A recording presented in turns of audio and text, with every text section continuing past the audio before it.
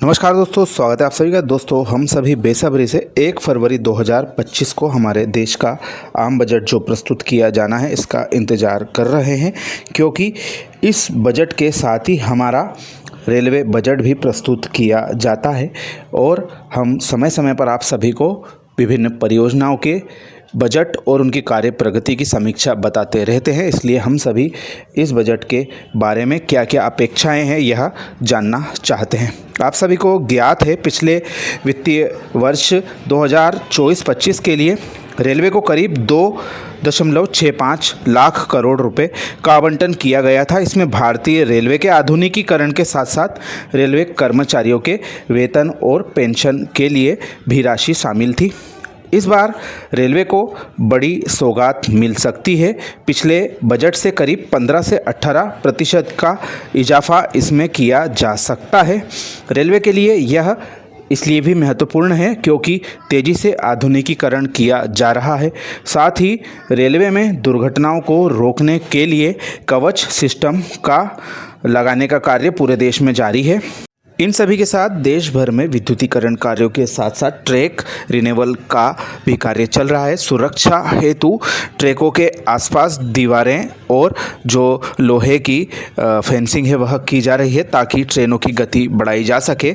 जो run over होता है ट्रैक क्रॉस करने के दौरान, विभिन्न जानवरों सहित आम लोग भी इसके शिकार बनते हैं। इसके लिए भी बड़े पैमाने पर पूरे देश में यह कार्य किए जा रहे हैं। वहीं कई स्टेशनों का रीडेवलपमेंट कार्य भी किया जा रहा है और कई आधुनिक ट्रेनें भी शुरू की जा सकती हैं। इसी को देखते हुए लक्ष्य 2027 का जो निर्धारित किया गया है, रेलवे ट्रैक को बढ़ाने का 68,000 किलोमीटर का और 400 वंदे भारत ट्रेनें चलाने का है। ऐसे में बजट में मिले पैसों का इस्तेमाल इन जगहों पर किया जा सकता है।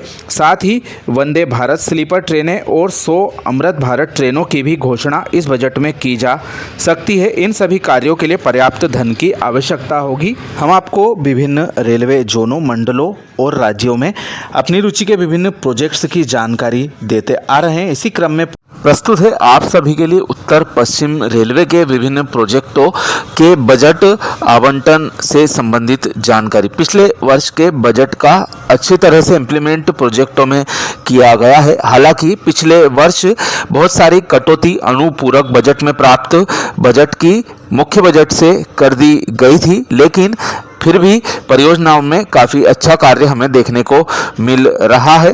प्रमुख तौर पर नई लाइन प्रोजेक्टों में हमारे उत्तर पश्चिम रेलवे में कई प्रोजेक्ट कार्यरत है, लेकिन सबसे पहले तरंगा हिल आबू रोड एक बहुत प्रमुख परियोजना है।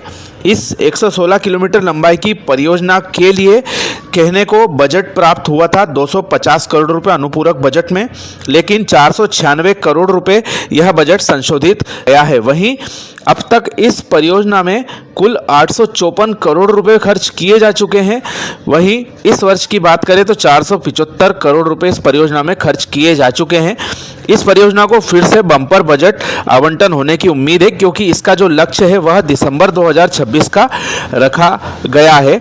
अगली परियोजना महत्वपूर्ण हमारी जो है वह है डूंगरपुर रतलाम नई लाइन परियोजना।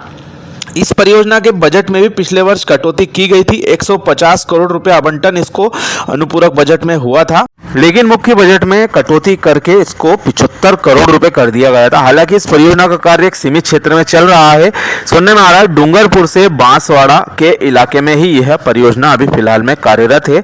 आगे के हिस्सों में कोई प्रगति नहीं देखी जा रही। फिर भी इस परियोजना को 200-300 करोड़ रुपए का आवंटन किया जा सकता है। अगली महत्वपूर्ण परियोजना है मेड़ता पुष्कर नई लाइन परियोजना और मेड़ता रास परियोजना।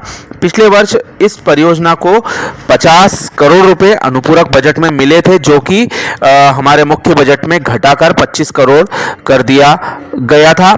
ऐसा ही कुछ मेड़ता रास परियोजना के साथ भी किया गया था। यह दोनों परियोजना अभी प्रारंभिक स्टेज पर चल रही है, जिसमें कि भूमि अधिग्रहण की प्रक्रिया अभी चल रही है। तो कम से कम 100-200 करोड़ रुपए इन दोनों परियोजनाओं में आवंटन किया जा सकता है, जिससे कि हमें इस वर्ष इस परियोजनाओं का जो काम है धरातल पर देखने को मिल सकता है। नीमच बड़ी सादड़ी नई लाइन परियोजना, इस परियोजना को करीब 495 करोड़ की लागत से बनाया जाना है। मार्च 2026 इसकी डेडलाइन दी गई है।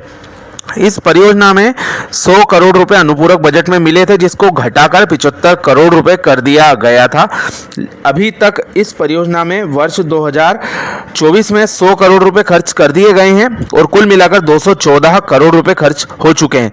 इस वर्ष इस परियोजना को कम से कम 100-150 करोड़ रुपए मिल सकते हैं, क्योंकि कई जगहों पर यह कार्य अच्छी तरह से चलते हुए हमें दिखाई दे रहे हैं।